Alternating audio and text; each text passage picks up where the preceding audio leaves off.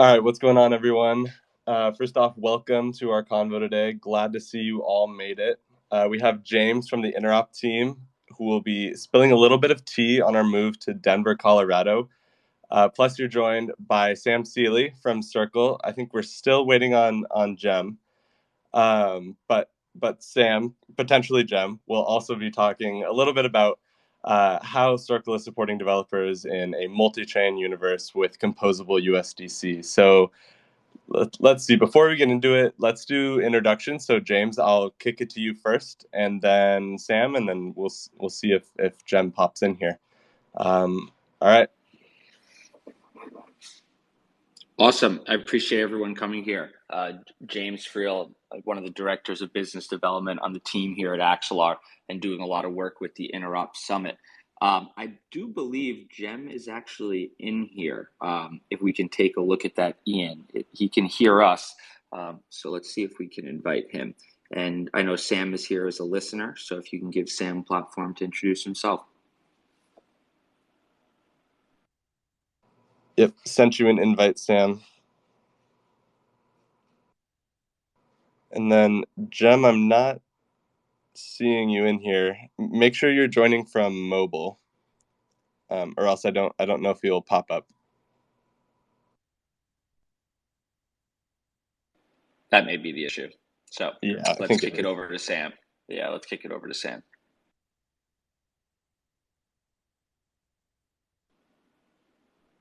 Hey, Sam, I think you're invited as a speaker now. You want to go ahead and introduce yourself? Hey, can you hear me? Yep, we can hear you. Hey, great. Hey, look, glad to be here. Really happy for the invite. Excited to not only chat, but listen to you guys as well. So yeah, I'm Sam Sealey, and I'm Director of Community Ecosystem Growth here at Circle. Really just, happy, like I said, to, be connected with everybody and, chat a little bit, share a little bit about kind of what our outlook is going forward, as we definitely look for a multi-chain universe in our ecosystem. So thank you for the invite. Absolutely. Happy to have you here. I think Cem is now here as well. So let's give Cem an opportunity to introduce himself. Thanks, James. Hi, everybody. Sorry about the technical difficulties. So I'm Cem. I work as a ecosystem growth director on the developer and ecosystem marketing team. We help developers explore the utility of USDC and Web3 services and find real business opportunities building on Circle. Amazing, and excited to have you both. So for everyone else that will be listening live or on demand, this is going to be the first AMA in preparation for the Interop Summit coming up at the end of February. And so let me start by just kicking off and explaining, what's the goal of the Interop Summit? What are we really trying to accomplish? And the goal is to host the top ecosystems leading the conversation about interoperability and showcase the most exciting projects and founders that are building within them.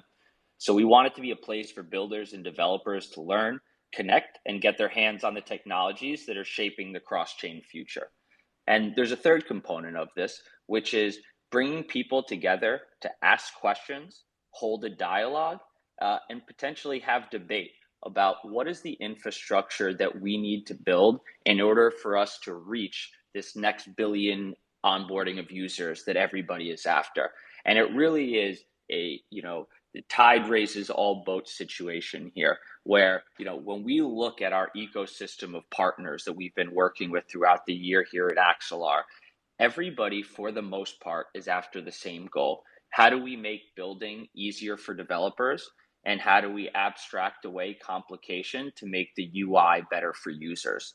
And so when we look through that lens throughout the year, we thought that there was a gap within the event space of Web3 to hold these conversations, to bring these ecosystems together and let a developer and builder audience ask the questions that they think are important in order for them to have the skills and resources and path forward to be building a truly interoperable Web3. So that's our goal for the Interoperability Summit.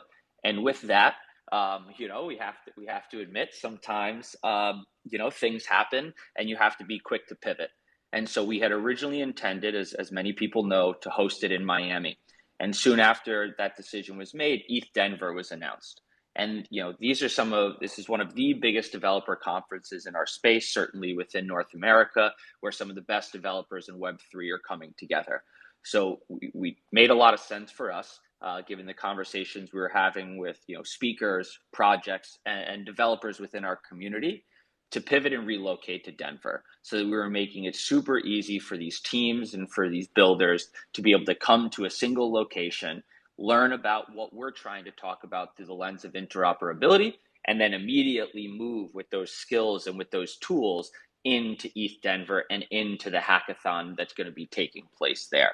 So briefly, a little explanation of the reason we decided to relocate. But part of that, as I said, the strategy for Interop and the reason for the relocation was because we want to have our best partners and the best ecosystems that are building towards this future with us able to participate. And one of those is certainly Circle.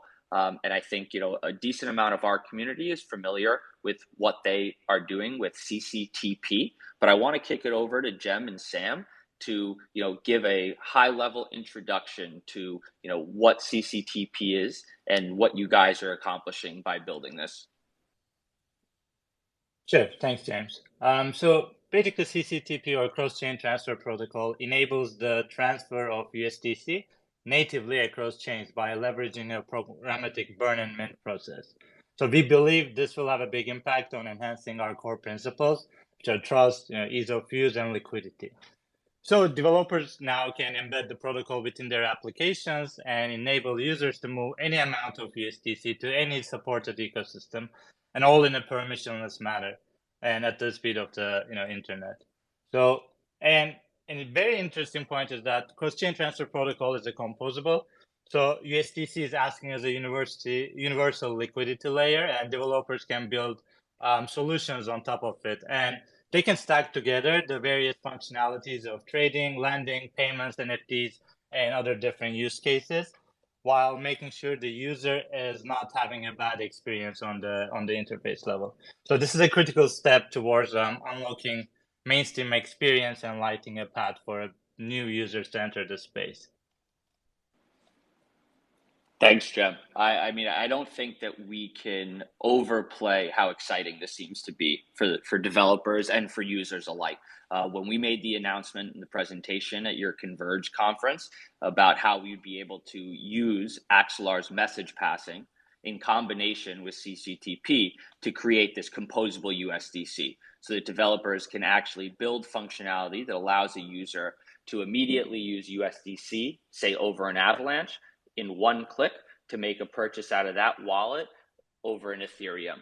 And on the back end, we're operating cross-chain native swaps in order to facilitate that, all using native USDC. So can you tell us a little bit, Cem or Sam, about the timeline? I know that a lot of this is going to be rolled out in the first half of 2023, but can you tell the audience a little bit more about the timeline for release? Yeah, sure. So right now it is on the testnet. It's available on the testnet. We are pushing for a mainnet release in somewhere in mid Q1, but I'm not able to give an exact timeline. But we want to increase the available chains during 2023. So although I can't give an exact timeline, I can tell you that there will be more chains in the next year that's supported by this infrastructure. Yeah, and I think just to go back to the excitement, of everything is that, for USDC is such a popular asset in crypto and DeFi across the board, and so with this, it's just such an excitement to finally have, something that we can always guarantee as official USDC, right? It's 100% official, 100% backed. It's what everyone feels is safest holding and using. It's always fully reserved and fully transparent. With this CCTP, to all the devs listening, is that, basically, it's guaranteeing that what users end up with is always the official USDC. From a community standpoint, I can't tell you how many times, unfortunately, you hear from people in the community that come across what they think is USDC and it's not, right? And so, right now with CCTP, you're always using the most secure, liquid, and fungible asset, which is USDC. So it's really an exceptional opportunity and growth moment. I think not just for Circle, but for blockchain Web3 as a whole. I couldn't agree more. And it's why we're so excited to be partnering together on this, and why we think that Interop is going to be a great opportunity to really teach developers how to build with this. I think, over the last few months, there's been awareness about what this is going to be able to provide high level, but really building a community that's educated and understands how to build with this is a top priority. And so, to the Circle team, again, how are you guys thinking about when you come up with, such an innovative product release like this? It's game changing. How you guys approach, going from general awareness to, boots on the ground, developer relations, and how you guys, want to be growing the community's knowledge. Yeah, well, I'll step in here. It's I think that it says a lot, right? From Circle standpoint, over the last, I would say 3 months or so, we have created this whole entire new team. Myself, Cem, we have Marcos. We're about to add in another DevRel lead early 2023, which I'm excited about. Can't wait for that to come out. In addition to our VP, Sandra Person, who has a long history in developer relations. So we put together this great team, and going back to these first couple months here, it's been boots on the ground, literally. I just tracked. I think I flew about 150,000 miles around the world just over the past couple of months, just a handful of months. From spending time boots on the ground in Nigeria, Kenya, Portugal, all around the United States, San Francisco, New York, everywhere. Really, we had Marcos was just over in the Asia area. I want to say he was in Singapore. So when you look at what we're doing, I think that we're taking advantage of the opportunity that Circle brings us, which is we're not, we're chain agnostic. We're not in a silo of looking at one chain. We're in a unique position where we're able to get real-time feedback from so many different communities, different developers, different use cases, wide ranges of use cases that working at Circles allows us to do. And so, we're able to, one, listen, right? And that's, with these sort of partnerships and being able to, build out these communities, we're able to listen and learn what their pain points are, how they see us being valuable for them, right? We can just shut up, and we've done our part. We've built up this trusted stable coin, but now it's to listen, say how can we help you utilize this even further. Just like this week, I could share. We spend time speaking with community members in Chile, in Argentina, learning. How has inflation affected them? What are some of the pain points? How would they like to see our tools being used? Which I think is great. Earlier today, I was speaking with somebody over in Senegal, and spent an hour once again, learning his journey, what he's seeing, how he's seeing the use cases being done. So, it's very exciting for me working here at Circle because once again it's this unique opportunity to listen, to learn, and to work at an organization that has the resources, capabilities, and team power to really look at implementing the tools that we need to be successful. I think you bring up a really interesting point here, right? Which is this is a two-way relationship. And Interop and what we are able to accomplish together is going to be similar to the approach that you were just describing your team takes from a DevRel perspective. And Axelar is going to be taking as well, especially with the addition of Stephen Fluin has come in to lead our DevRel team, which is we're out here to learn as much as to educate. So when you think about the developers and builders that'll be in the room for different keynote addresses or technical workshops that'll be taking place, it's equally as much about Circle and Axelar learning from the developers' pain points and figuring out, what it is that they want us to build, as much as it is about educating them about the products that we already have in the market. So I think you really hit the nail on the head there, Sam, about the value of the two-way relationship between DevRel teams and the developers themselves.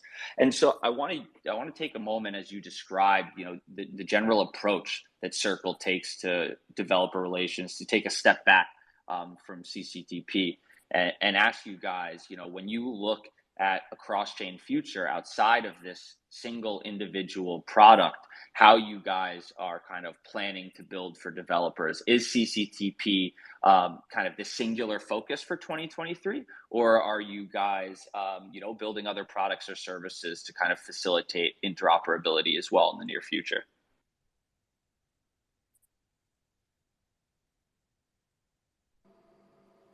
Yeah, Jim, I was gonna let you go ahead. I figured you'll be able to kill that pretty well. Go ahead, my man. Sure, yeah.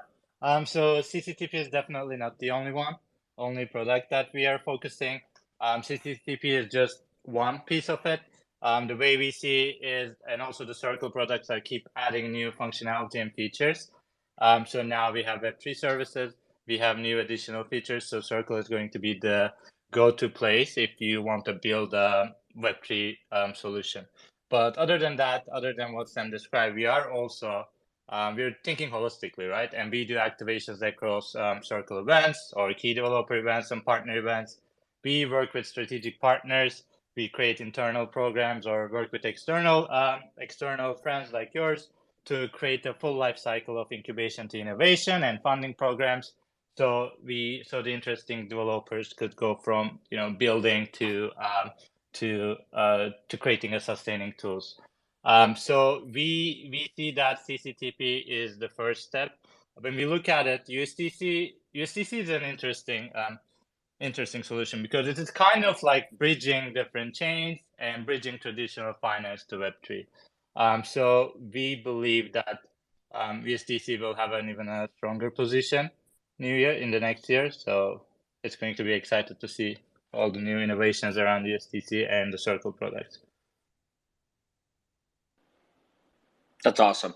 I think, Axelar is looking at it obviously in a similar way about, what can we build and who can we partner with to make that, even better. I think for everyone, we will post again. If anyone in the audience has not read the blog that was posted on Circle about composable USDC, and you take a look at some of the benefits, and you can tell the value that's unlocked by finding a good quality partner like this. What USDC brings to the table through CCTP and what Axelar's general message passing allows in combination creates this amazing developer experience. You're talking about, as I said, one-click cross-chain transactions where, relaying and gas services can be performed in one click where the user only has to pay gas on the source chain. You're looking at kind of no slippage, as Sam was describing, users only having to pay gas fees to make these transfers. And I think that, identifying other partners and bringing people together at something like Interop to come up with new solutions is key to us creating like a developer ecosystem and then ultimately creating better user experiences. So we're super happy to have you guys coming to Interop. Before we open it up for some questions, is there anything else that you guys have going on, either as the year closes out or you move into Q1 that you want to make the community aware about? Yeah, I mean, on my end, really, I think that as we look into the new year, our focus is going to be extremely on the developer community, right? We want to hear from you, we want to talk to you. And so we've just recently launched our Discord, and I could share a link somewhere on here, but it's essentially build on Circle. So if you were to go, discord.com/invite/build on Circle, you can get to our Discord. And look for that to be a place where you can ask questions. We look to bring folks like Axelar in there to do AMAs to help our builders grow. We just released our brand new sandbox. So updated sandbox. Now you can add additional users, admins as well on the sandbox. So want to make sure that everyone is aware of that. Please get involved there. And coming up soon, we got a builder series, and so it's going to be a podcast style series that we're going to launch, where we're going to highlight folks like Axelar, absolutely, and others that are building products on utilizing our APIs, our smart contracts, CTTP, what have you. So please be in contact. We're accessible. I've been on phone calls all day. I know Jem's been on phone calls all day. This is what we do. We really want to talk to everybody. So please reach out to us on our Discord. Please reach out to me on Twitter. If you follow me, I tweet a lot, so I'm here a lot. So definitely reach out to me on Twitter, and just look forward to touching base with folks. Thanks. Anything you want to add, Jem? No, nothing to add. I'm excited to see all the great things that we will do, and just to echo what Sam said, the Builder series and all the great things that we will do with the custom partners. So I'm looking forward to it. That's awesome. Super excited to have you guys, and a lot going on between Axelar and Circle as we come into the new year. I think we're going to have a real exciting announcement in early January that should kick off momentum for what we do at Interop. And just to repeat, I think that we'll have a good mix of technical workshops taking place, plus other keynotes and panels that Circle will be involved in. So a lot more to come on composable USDC and how we're going to be able to help developers building with that. Ian, if you can help me, let's see if the crowd has any questions that they want to ask while we still have our guests from Circle. Yeah, totally. And if you want to learn more about kind of that thread that Axelar wrote on composable USDC, I pinned it to the conversation above. So go ahead and check it out there. And if anyone has any questions, feel free to raise your hand or request to speak, and I'll bring you up. We can give it like a minute here, then we can call it.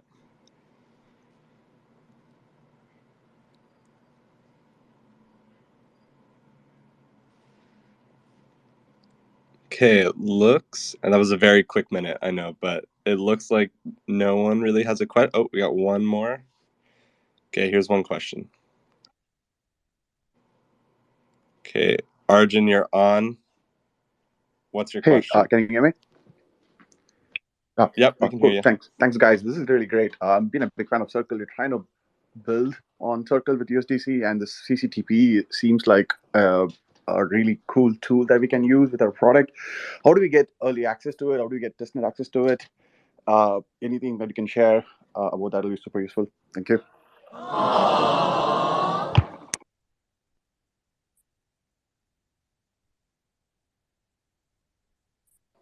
Jem, did you want to handle that? Sure. So unfortunately, I'm not able to give an exact timeline. It will be within the first 2 months of the new year, and we will release some documentations publicly in the short term. So I'll make sure that I will update you when it's live. And Arjun, we can post in a follow-up Twitter thread. There are repos that Axelar has built for building using CCTP that exist in testnet at the moment. And then, as it becomes released on mainnet, you can port those over. So you can at least start to play around with it at the moment. Yeah, that's great. That's exactly what I was looking for. Thanks, guys. Yeah, we'll post the link in the Twitter thread following. Awesome. Any other questions?